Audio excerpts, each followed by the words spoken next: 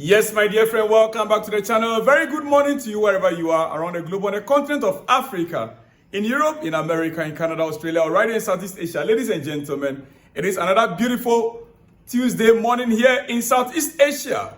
Well, you see, we've been trying to analyze our game against Leicester City, and many have said Chelsea could have or should have just, finished that game in the first half, or Chelsea was expected to score 2-3 goals. Yesterday, I made a point to you guys that Leicester game wasn't just an ordinary game. It was a game of a team that is struggling, of fighting for survival. It's like someone who is struggling, in the middle of the ocean or in the pool. You don't know how to swim and you are struggling to survive. That was the game plan of Leicester. They came and they were fighting for survival.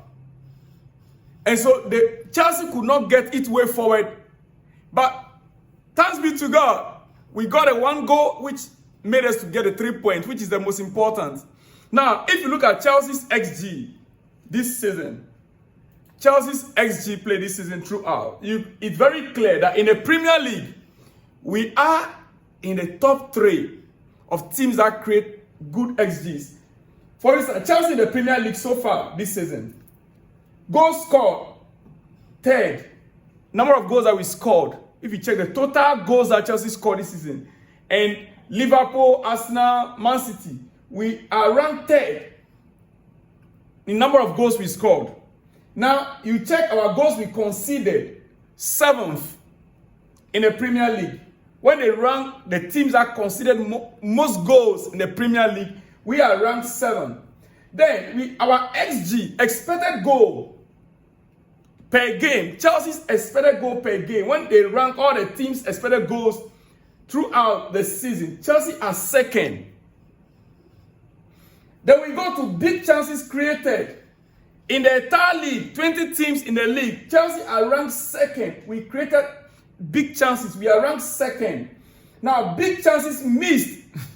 Dear friends, big chances missed also. Chelsea are 2nd in missing big chances. Woodworks. Which teams hit the woodworks most? Dear friends, when we are working with technical teams that are still learning on the job, that is what happens. Hit woodworks, 3rd. We are 3rd on the ranking. How many times we hit the woodwork? We are about to score a goal and the ball hits the goal post. Woodwork. Then in terms of possession, dear friends, we are 2nd in most possessions. Chelsea are 2nd in possession among the 20 teams in the league. That means that we possess the ball more than 18 other teams. Dear friends, accurate passes per game, also 2nd. Shots per game, 3rd. Shot on target per game, 2nd. What does this tell you? It simply means that plus and minuses, Chelsea should be on the 2nd, or should be 2nd on the league table, not 4th, not 5th. With all these plus and minuses, if you are a good mathematician, you could see clearly that Chelsea are expected to be at least 2nd on the league table. But what went wrong? We could not beat three teams. I remember very well. Burnley is one. Yes. At home. I think Crystal Palace is one. There are some games that Chelsea was expected to win, at least 3. Then we lost those games. At home. At home. Dear friend. And that is what created much problem for us. Coach.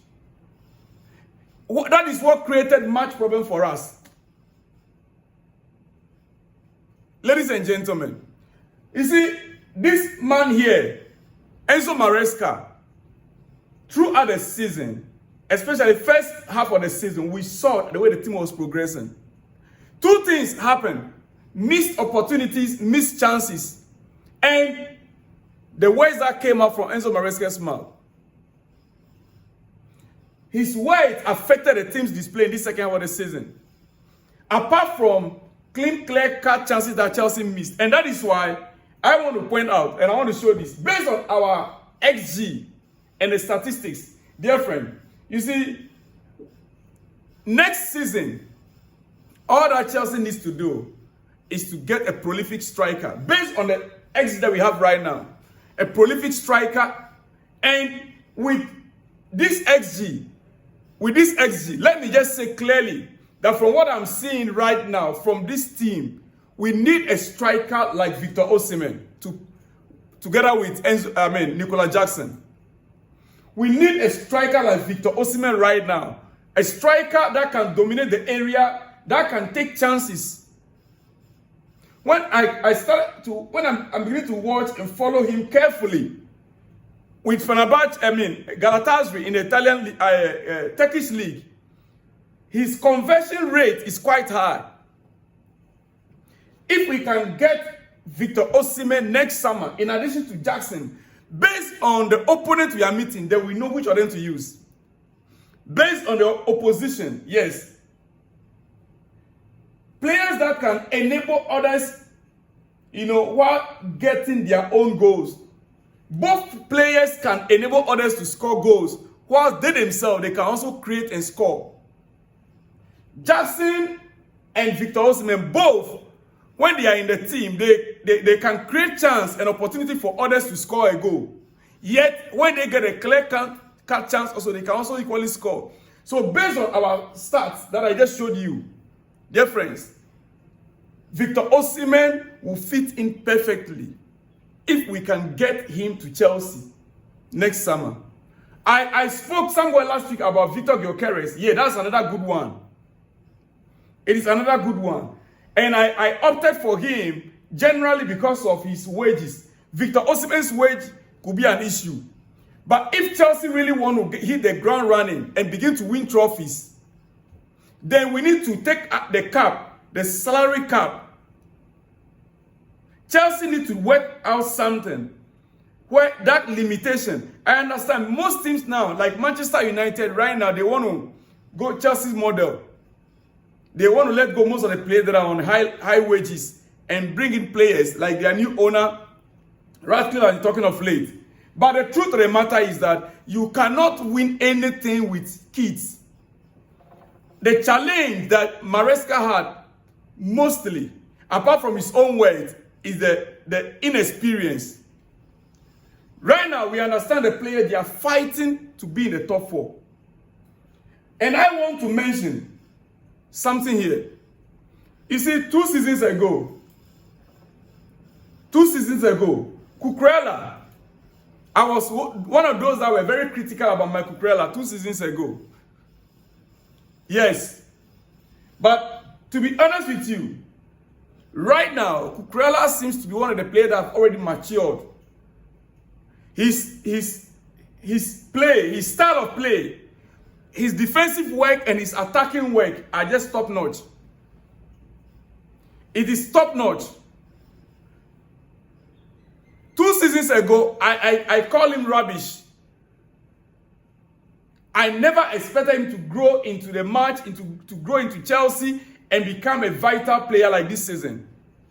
And these are players that if Chelsea is not being able to get through to Champions League next season and begin to win fast, we'll end up losing him.